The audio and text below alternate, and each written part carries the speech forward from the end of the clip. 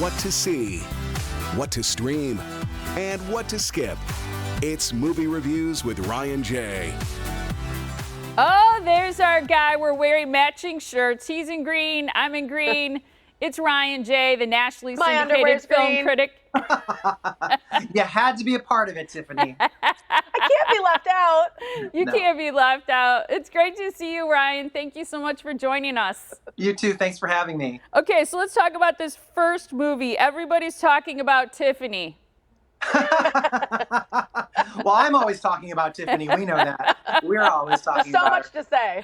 Everybody's talking about Jamie. This is based on a true story. It was a documentary that was developed into a musical for the West End in London. And it's really fantastic. It's about a boy who wants to go to prom as a drag queen. And after I saw the screening, Amazon Prime Video asked me for my shoe size. And I wondered why, but they sent me these shoes.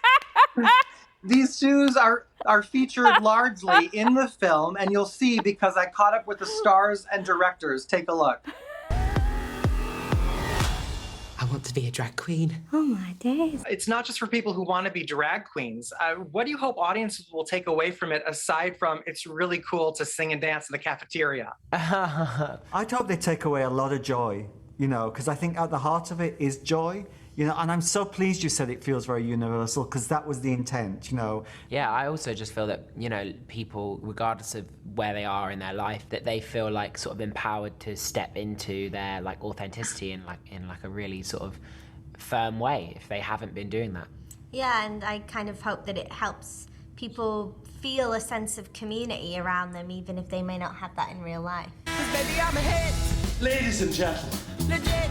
would you give a warm welcome Better give me room. for the soon-to-be legendary Jamie New. Me? I found myself crying while watching this movie, and at moments that weren't sad. And looking back, I think it's because Jamie was able to fully be himself at a time when in my life, I was trying really hard to act masculine. Do you think that this story is a measure in some ways of how far we've come as a society? Yeah, I feel I've never seen a story with an effeminate hero. The effeminate character is often sidelined as the comic relief, the best friend comic relief, or at worst, the victim. We get to tell stories from the perspective now of Joy, where we're the center of our own movies. We don't exist there just because of our uniqueness and our queerness and our thing that differentiates us from everyone else, that we get to exist in the full spectrum, in line with other people, I guess, in like a very real way. That chokes me up, Ryan. I love that. Thank you. It's a really fantastic movie.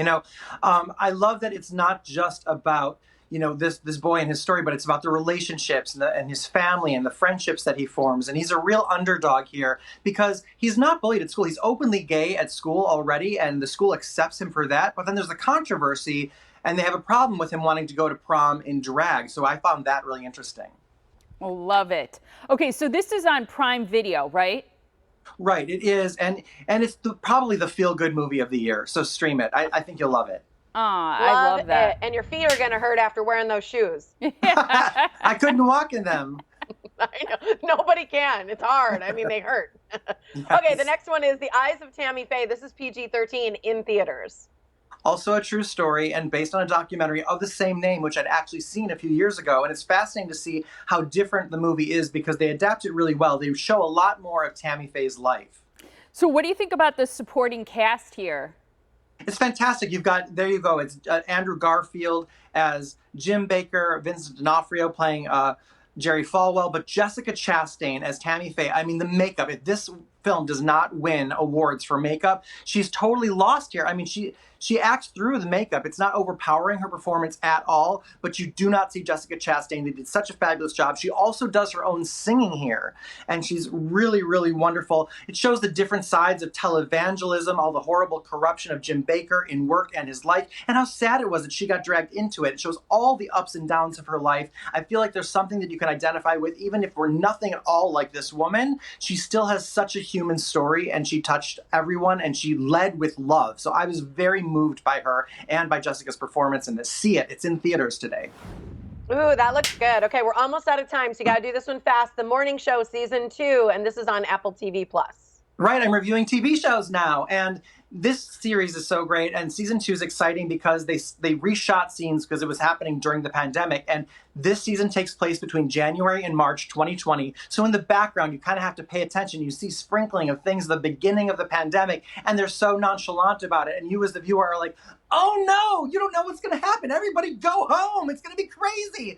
So it's exciting. But Jennifer Aniston, Reese Witherspoon, phenomenal. Their stories and where the characters go this season. I don't want to give anything away, but I binged all 10 episodes in 10 days. Stream it on Apple TV Plus. Oh, wow. Jennifer Aniston still has the greatest hair, I got to say. I know. She sure does. I mean, it's crazy. Ryan, thank you so much. Have a wonderful weekend. Thank you for joining us. Great movie reviews today. Thanks, Ryan. Thank you. Thank you, too. Yeah, and you can like Ryan J on Facebook, follow him on Instagram and Twitter. And for his full movie reviews, you got to check out his website. It's ryanjreviews.com.